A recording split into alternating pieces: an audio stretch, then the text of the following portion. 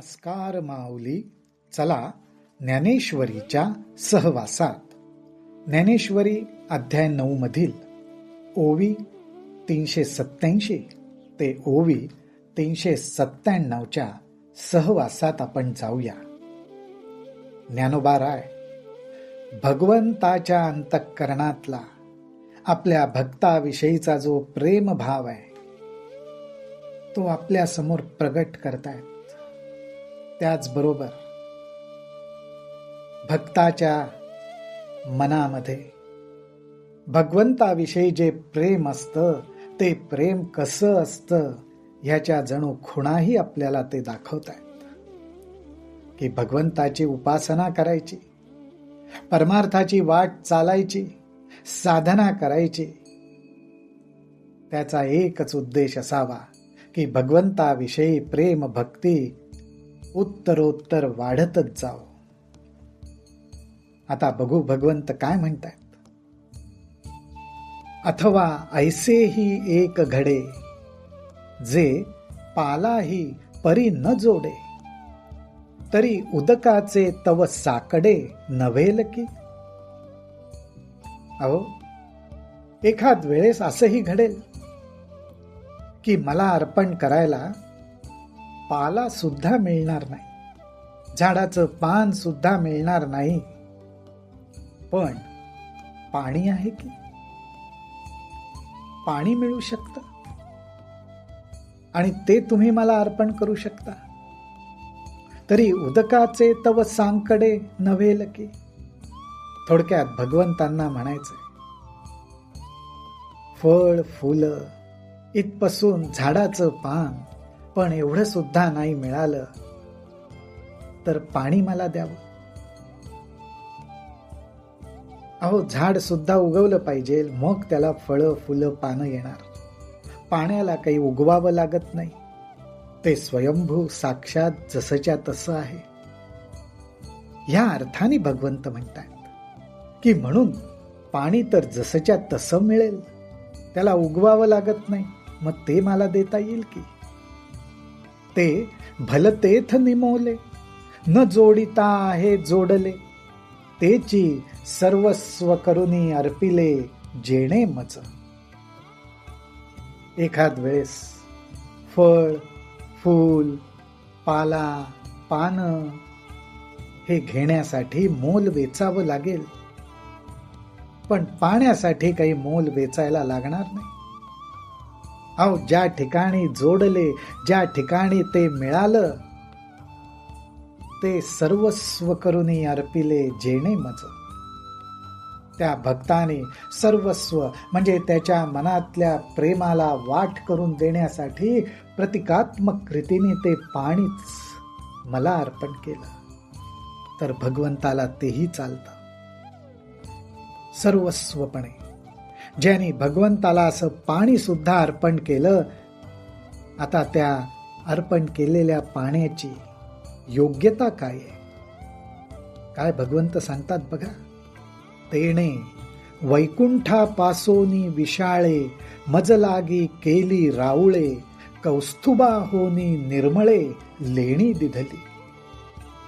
अहो, वैकुंठापेक्षा सुद्धा विशाल भव्य असं माझ्याकरता राऊळ म्हणजे मंदिर बांधलं. कौस्तुभा होनी निर्मळे, कौस्तुभ मण्यापेक्षा सुद्धा निर्मळ लेणी दिधली. कौस्तुभ मण्यापेक्षा सुद्धा निर्मळ अशी लेणी अर्थात मणी रत्न मला दिली. दुधाची शेजारे क्षीराब्धी ऐसी मनोहरे, मज लागी अपारे सृजिली तेणे.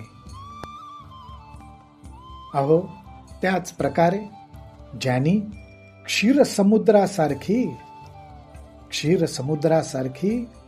दुधाची स्थानं माझ्यासाठी निर्माण केली, अपारे सृजिली तेणे, दुधासारखीच निर्मळ, दुधासारखीच शीतल, आनंद देणारी अशी स्थानं माझ्यासाठी ज्यांनी निर्माण केली. कर्पूर चंदन अगरू ऐसे या सुगंधाचा महामेरू, मज हाती लाविला दिनकरू दीपमाळे. सुगंधाच्या बाबतीत बोलायचं झालं तर सुगंधामधला महामेरू कोणाला म्हणावं लागेल? कापूर, चंदन, अगरू यांच्या सुगंधाची तुलना कोणाशीच होणं शक्य नाही. हे सुगंधी जगातले महामेरू आहेत. ते त्यांनी मला दिले. आणि एवढंच नाही तर मज हाती लाविला दिनकरू दीपमाळे. आणि माझ्या दीपमाळेमध्ये सूर्यनारायणासारखे दीप लावलेत. गरुडासारिखी वाहने, मज सुरतरूंची उद्याने, कामधेनूंची गोधने अर्पिली तेणे. अहो, त्यांनी मला काय अर्पण केलं? तर गरुडासारखी वाहनं मला अर्पण केली. एवढंच काय, तर माझ्यासाठी कल्पतरूंची उद्यान, बाग बगीचे लावले, पण ते कशाचे? तर साक्षात कल्पतरूचे.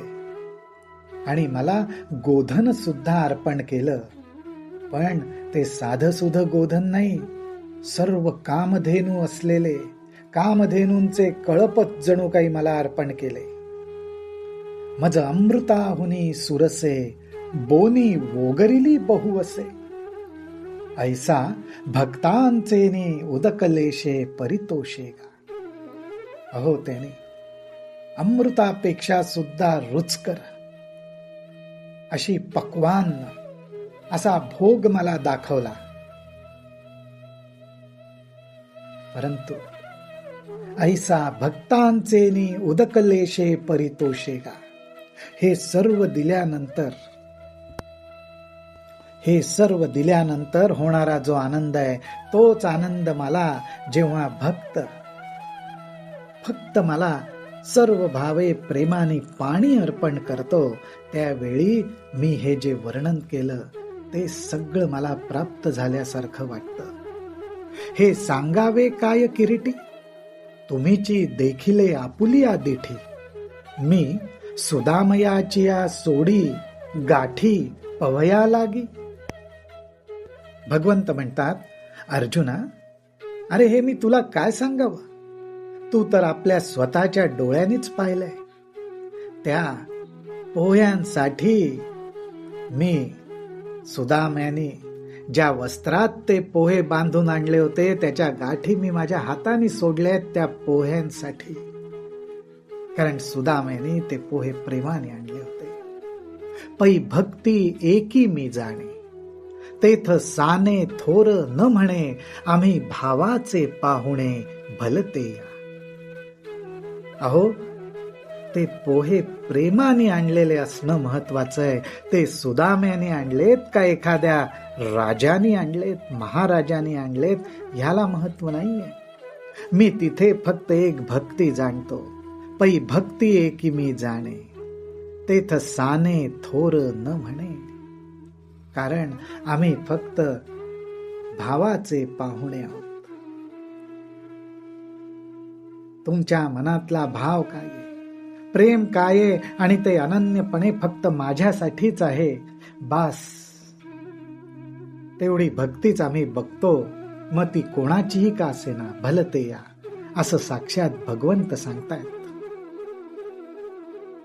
येर पत्र पुष्प फळ, हे भजावया मीस केवळ, वांचुनी आमुचा लाग निष्कळ भक्ती तत्व. अरे, पानं, फुलं आणि फळ ही केवळ निमित्त मात्र आहेत. माझ्यावर असलेलं प्रेम व्यक्त करण्यासाठी निमित्त मात्र आहेत. हे भजावया मीस केवळ, वांचुनी आमुचा लाग निष्कळ भक्ती तत्व. परंतु आमचा लाग, आमची जवळीक, आमचं सख्यत्व प्राप्त होण्यासाठी जर काही उपयोगी पडत असेल तर ते फक्त भक्ती तत्व, प्रेम स्वरूप भक्ती तत्व हेच उपयोगी पडतं, हे भगवंत इथे सांगतायत.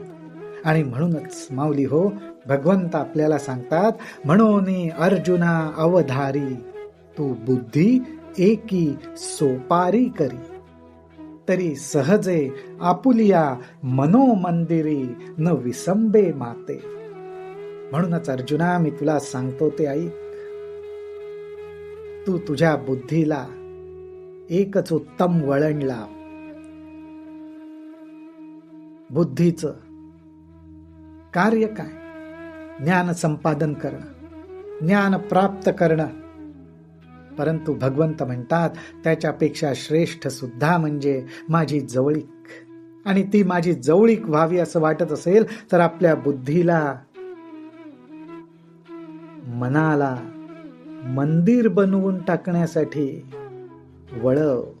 बुद्धीला योग्य वळण देणं म्हणजे ज्ञान संपन्न होणं नाही, तर बुद्धीचा जो मनावर अंकुश असतो त्या अंकुशाच्या साह्याने तू तुझ्या मनालाच मंदिर करून टाक.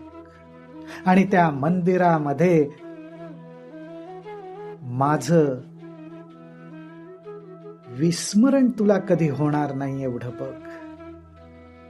तुझ्या मनालाच मंदिर करून टाक. माऊली हो, बुद्धी आणि मन एकत्र येऊन मनामध्ये भगवंताचं स्मरण करणं, भगवंताचं रूप बघणं, नाम स्मरण करणं, हे आपण केलं की मनाचं मंदिरच.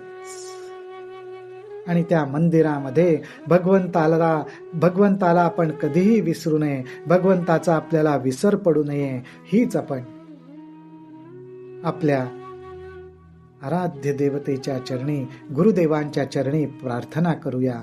न विसंबे माते. रामकृष्ण हरी, रामकृष्ण हरी, रामकृष्ण हरी.